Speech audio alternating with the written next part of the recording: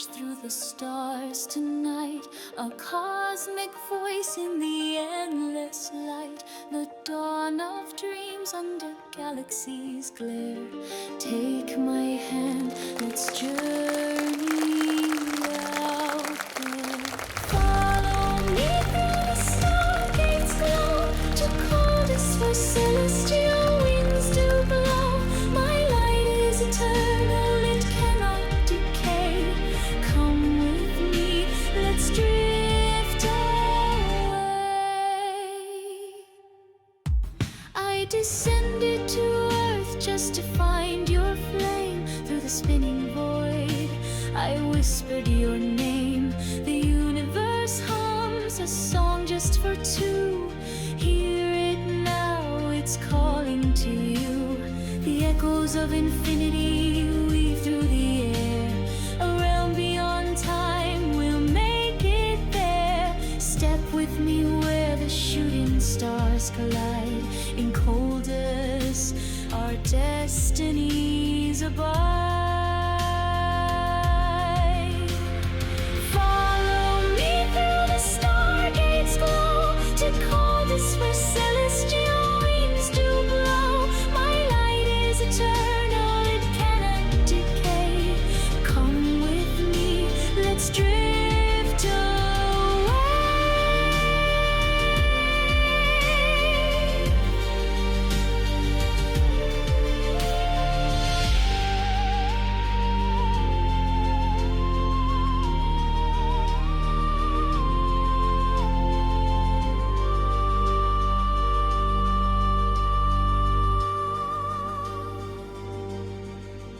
In the void, you're my tether, my strand. Even darkness dissolves when we take a stand. This cosmic dance, it's a fate that's divine. I am yours forever, you're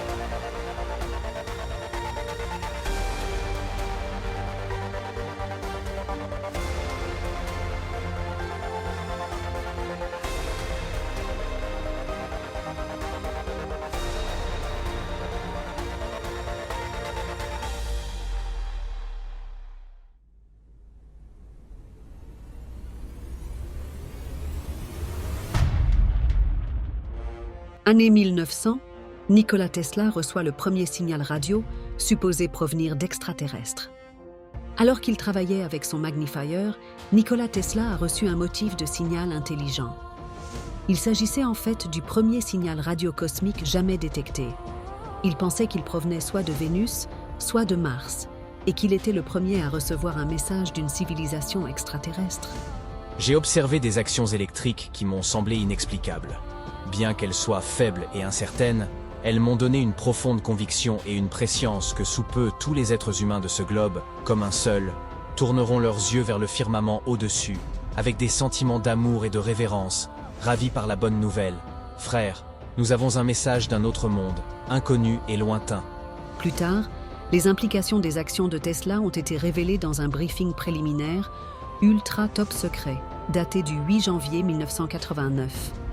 Ce document du Majestic 12 a été publié le 14 juin 2017 et décrit une variété de rencontres extraterrestres avec l'humanité. En décembre 2018, une nouvelle enquête montre que le document ultra top secret du MJ12 révélant un contact extraterrestre est authentique.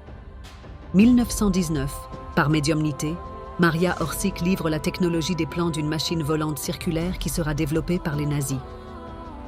Elle a présenté aux sociétés Thulé, Vril et Soleil Noir des messages télépathiques qu'elle disait avoir reçus d'une civilisation extraterrestre existant dans le lointain système solaire d'Aldébaran, à 68 années-lumière de distance. Les informations concernaient la construction d'un véhicule volant inhabituel qui pourrait modifier le flux du temps autour de lui. Le 13 juin 1933, un ovni s'écrase dans la région de Lombardie, dans le nord de l'Italie. Une organisation italienne top secrète appelée Cabinet RS-33 a été créée pour étudier l'engin capturé, dirigé par le célèbre inventeur italien Guglielmo Marconi. Selon des documents italiens authentifiés par une fuite, un accord secret entre Hitler et Mussolini pour l'étude et le développement de technologies de soucoupes volantes a été conclu en 1938. 1934, Victor Schauberger est invité par Hitler et les sociétés Vril et Thulé à travailler en collaboration pour développer un vaisseau spatial. Ainsi est construit le premier prototype de disque, piloté avec succès par la société Thulé, alors contrôlée par l'ESS. 1936, les nazis ont procédé à la rétro-ingénierie d'un véhicule extraterrestre qui s'est écrasé dans la forêt noire en Allemagne, combiné avec les informations que la société Vril avait reçues par canalisation et l'ont transformé en un autre projet appelé Onebu. 1939, grâce à un accord passé avec les reptiliens Draco, les nazis s'installent dans des cavernes en Antarctique pour développer leur programme spatial secret.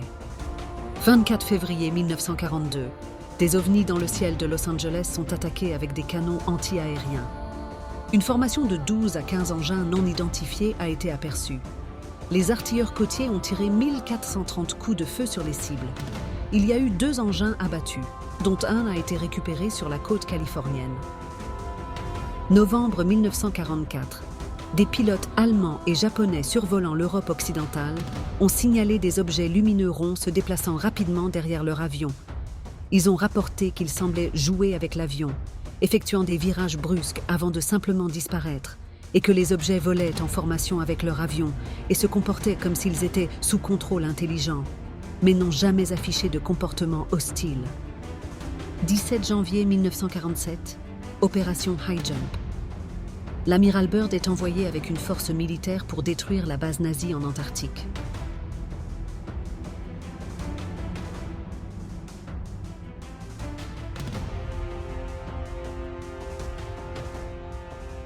Février 1947.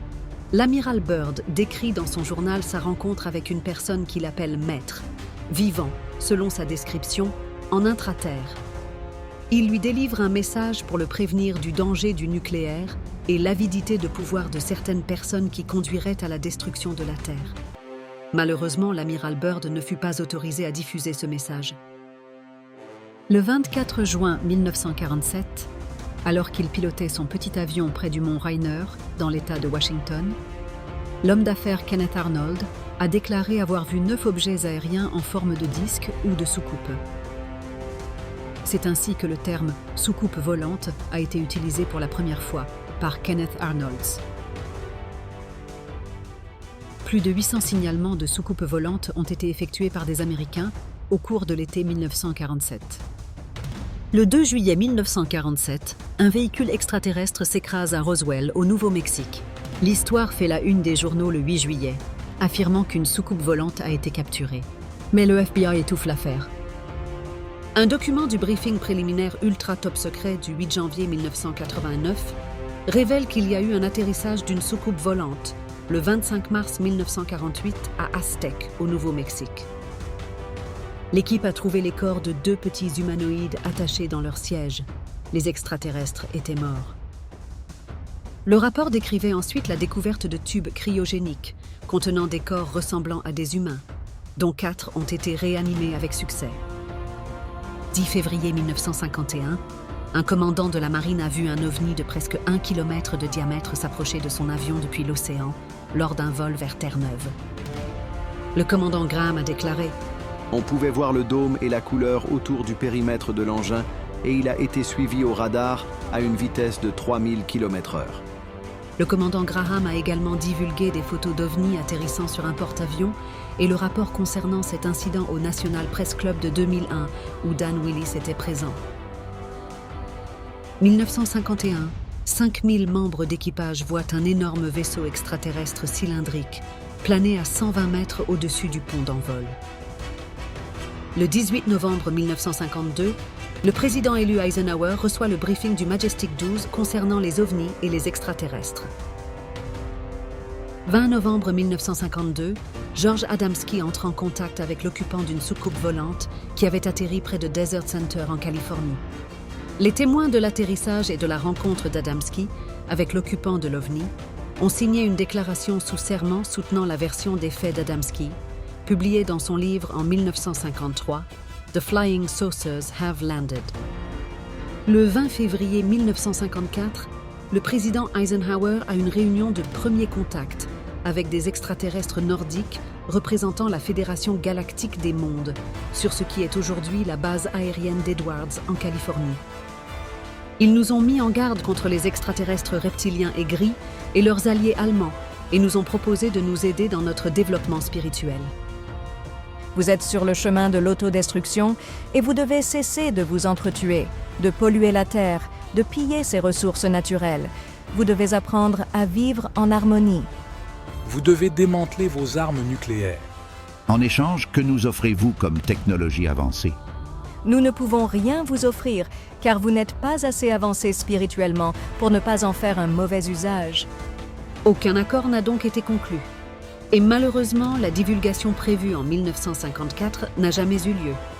Plus tard, la race des gris du système stellaire Zeta Reticuli, qui orbitait autour de la Terre, atterrit à la base aérienne de Holloman au Nouveau-Mexique et était prête à donner aux généraux leur technologie dans le cadre d'un traité d'échange. Les gris affirmèrent que leur race était mourante et cherchèrent à échanger leur technologie supérieure contre du matériel génétique humain. Le président Eisenhower voulait accepter ce que la Fédération galactique des mondes offrait aux terriens.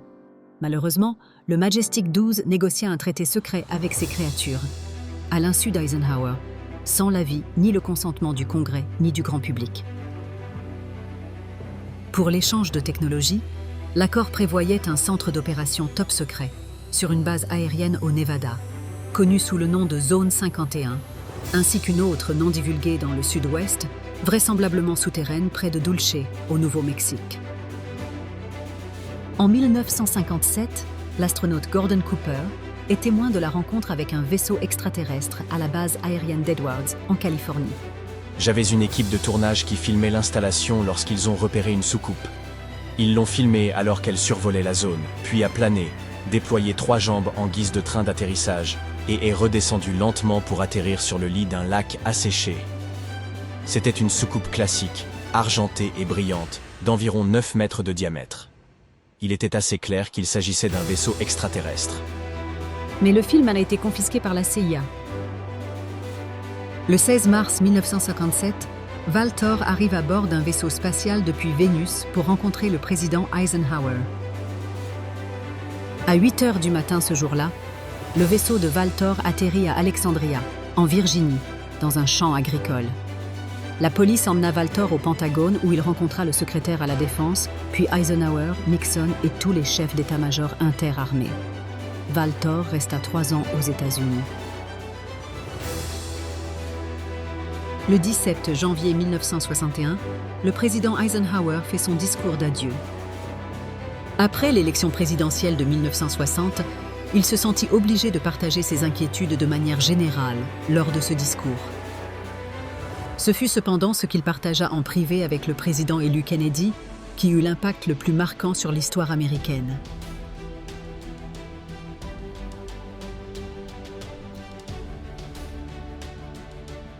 Kennedy apprendrait directement de l'ancien général 5 étoiles et président des États-Unis que le complexe militaro-industriel avait pris le contrôle d'une affaire si hautement confidentielle que relativement peu de personnes, dans la vaste bureaucratie fédérale américaine, avaient l'habilitation de sécurité nécessaire pour la connaître. De plus, le grand public ne prenait même pas la question au sérieux. L'affaire concernait le phénomène OVNI et les prétendues technologies avancées récupérées lors de crash d'OVNI. Ces technologies étaient secrètement rétroconçues dans des installations militaro-industrielles sécurisées. De plus, certaines des formes de vie extraterrestres pilotant ces engins avaient été récupérées vivantes et étaient détenues dans des installations sécurisées. Le plus troublant pour Eisenhower était que le comité secret, le groupe Majestic 12, qu'il avait contribué à mettre en place pour gérer les phénomènes OVNI l'avait pratiquement mis à l'écart. Depuis, les contacts extraterrestres se font de plus en plus fréquents. Les témoins n'ont plus peur de parler.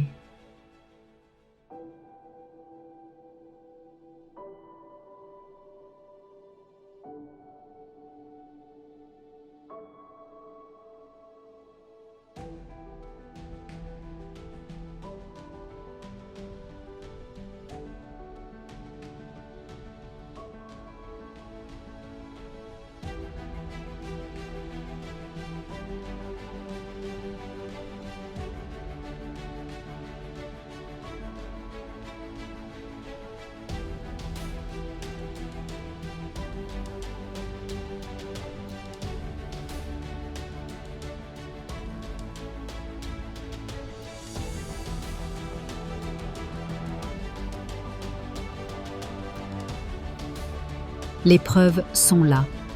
Faites vos propres recherches et vous trouverez la vérité.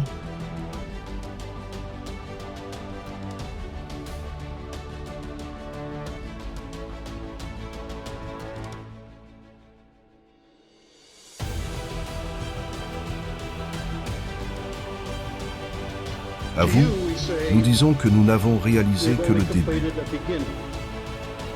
Nous vous laissons beaucoup à faire. Il y a de grandes idées qui restent à découvrir. Des percées accessibles à ceux qui peuvent enlever un des voiles protecteurs de la vérité. Il y a des endroits où aller au-delà de toute croyance. Ces défis sont les vôtres, dans de nombreux domaines dont l'espace n'est pas le moindre, car c'est là que réside la destinée de l'humanité.